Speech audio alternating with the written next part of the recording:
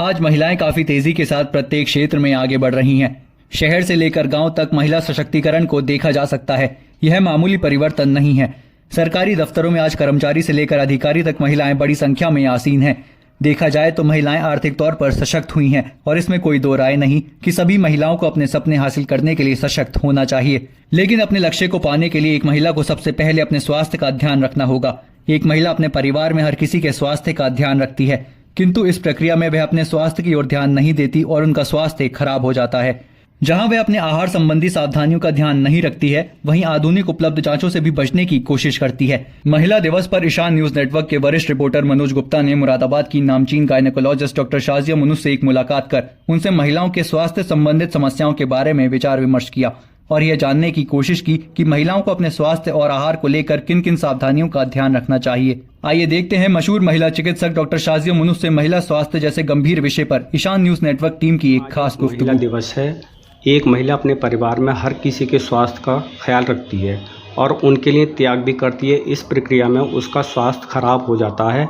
महिला दिवस पर आप महिलाओं को क्या संदेश देना चाहेंगी? नमस्कार, मैं doctor Shazia Munis, director Hope hospital, स्त्री रोग विशेषज्ञ, मुरादाबाद। आज आप सबसे पहले तो आप सभी लोगों को, सारे पुरुष और महिलाओं को मेरी तरफ से महिला दिवस की बहुत बहुत हार्दिक शुभकामनाएं। और मैं आशा करती हूँ कि हम सब हेल्दी रहें, एक्टिव रहें, फिट रहें, स्ट्रेस फ्री रहें। हम सब चाहते हैं कि हम बीमारियों से दूर रहें, घर में फैमिली में कोई बीमार ना हो हमारा, क्योंकि कोई बीमार होता है तो पूरा घर टेंशन में आ जाता है। लेकिन अमूमन हम महिलाएं, हिंदुस्तानी महिलाएं अपने हेल्थ को प्रायोरिटाइज नहीं करते हैं। पूरा टाइम हम फैमिली में अपने कामों में व्यस्त रहते हैं, हम अपने शरीर का ध्यान नहीं रखते हैं। तो आज मैं आपको कुछ ऐसे मंत्र बताऊंगी कि हम अपने आप को कैसे एक्टिव और हेल्दी रखें। तो सबसे जैसे कि आपने सुना होगा कि आजकल बहुत सारी बीमारियां हैं, डायबिटीज़, हर दूसरे इंसान को, किसी को डायबिटीज़, किसी को हाइपरटेंशन, किसी को हार्ट की प्रॉब्लम, किसी को स्टोन्स की प्रॉब्लम, मानसिक बीमारियां बहुत बढ़ रही हैं। तो ये सब हमारे ख़राब जीवन शैली के कारण ये बीमारियां बढ़ रही हैं। तो आज हम जानेंगे कि कुछ मंत्र कि जिससे हम स्वस्थ रहें और खुशहाल रहें। सबसे पहला जो मंत्र है वो ये है कि आपको पानी ज़्यादा पीना चाहिए। कम से कम एक नॉर्मल मनुष्य को नॉर्मल हेल्दी रहने के लिए 2 लीटर पानी डेली पीना चाहिए। वो हमारे शरीर को हाइड्रेट रखता है और बॉडी के जितने भी टॉक्सिन्स हैं उनको फ्लश आउट करता है। दूसरा टिप जो मैं देना चाहूँगी, एक तो खाना आप उतना ही खाएं जितना आपके शरीर के लिए आवश्यक हो, और उसमें भी आप संतुलित आहार लें और पौष्टिक चीज़ें लें, जैसे अंकुरित दाल, नट्स, फ्रूट्स। अगर आप मांसाहारी हैं तो आप एग, चिकन, फिश। अगर आप शाकाहारी हैं तो आप प्रोटीन ज़्यादा लें, दालें खाएं, सैलेड खाएं खूब। तो ये चीज़ें लें। खाने में तरल पदार्थ, बहुत फैटी ऑयली खाना और बहुत मीठा, चीनी, इसका उपयोग बिल्कुल अपनी डाइट में बंद कर दें। जब आप चीनी और ये तरल पदार्थ कम कर देंगे तो आपके शरीर की सूजन भी कम हो जाएगी, तो आप खुद एक्टिव और फिट फील करेंगे। और मार्केट में जितने भी ये प्रोसेस्ड और जंक फूड अवेलेबल हैं, पैक जूसेस अवेलेबल हैं, इसका लेना सेवन बिल्कुल बंद कर दीजिए। तो ये आपके शरीर के हेल्दी रहने का बहुत अच्छा साधन है। तीसरा जो मेरा मंत्र है कि आप अपने शरीर को ज़्यादा से ज़्यादा काम में लगाइए, सुस्त और आलसी ना बने। अगर हम आलस करेंगे, हम अपने शरीर को नहीं यूज़ करेंगे तो उसके सारे चट्टा सब जाम हो जाएंगे और बॉडी हमारी डल हो जाएगी। तो जितना हो सके बॉडी को यूज़ करें, पैदल चलें, साइकिल चलाएं, जॉगिंग करें, स्विमिंग करें, सीढ़ियाँ उतरें चढ़ें, लिफ्ट और एस्केलेटर का यूज़ कम करें। तो जितना जिससे हो सके कम से कम आधा 1 घंटा फिजिकल एक्टिविटी करें और डेली रूटीन में भी हम अपने शरीर को जितना हो सके उससे काम लें, आलस ना करें।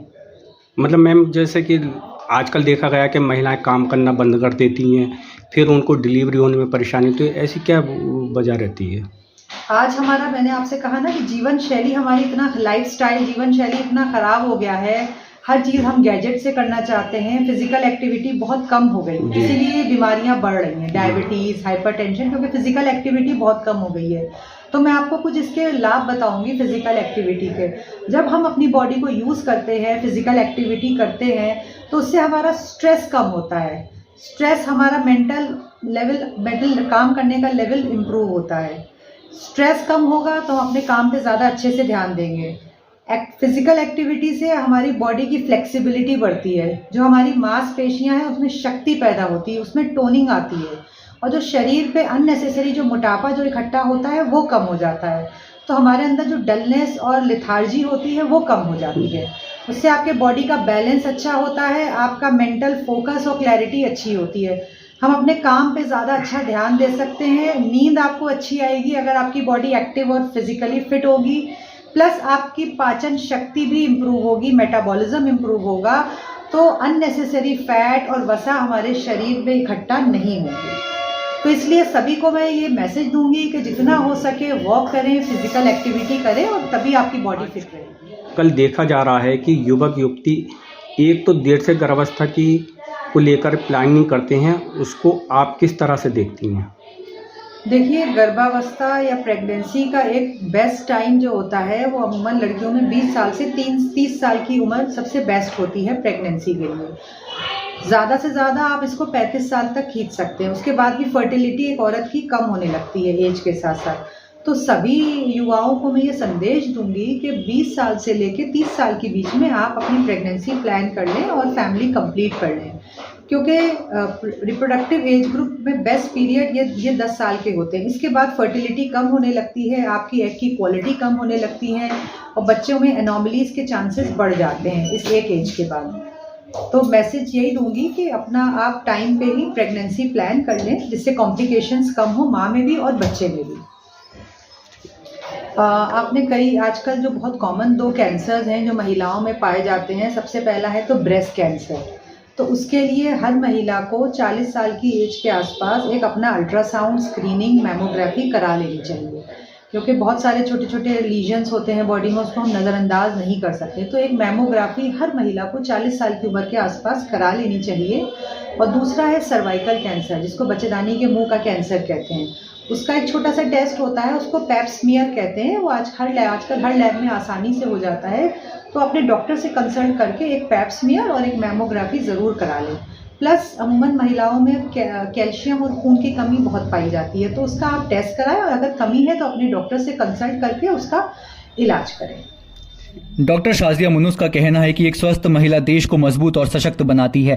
प्रत्येक महिला का यह कर्तव्य है कि वे अपने स्वास्थ्य की ओर विशेष ध्यान दें और छोटी छोटी स्वास्थ्य संबंधी समस्याओं के प्रति लापरवाह ना रहें और सतर्क रहें।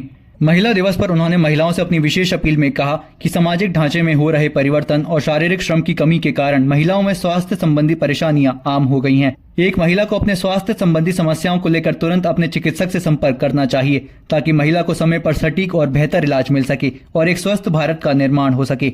डॉक्टर शाजिया मुनुस ने कहा कि हमारे पुरखों द्वारा महिला को जगत जननी की उपाधि दी गई है, लिहाजा जगत जननी महिलाएं स्वास्थ्य के महत्व को समझ अपने शरीर को स्वस्थ रखना अपना धर्म और कर्तव्य समझें, ताकि उनका परिवार और देश प्रगति पथ पर निरंतर अग्रसर रहे। लेटेस्ट न्यूज अपडेट जानने के लिए सब्सक्राइब करें हमारा चैनल ईशान न्यूज नेटवर्क, और हाँ, बेल आइकन दबाना मत भूलिएगा।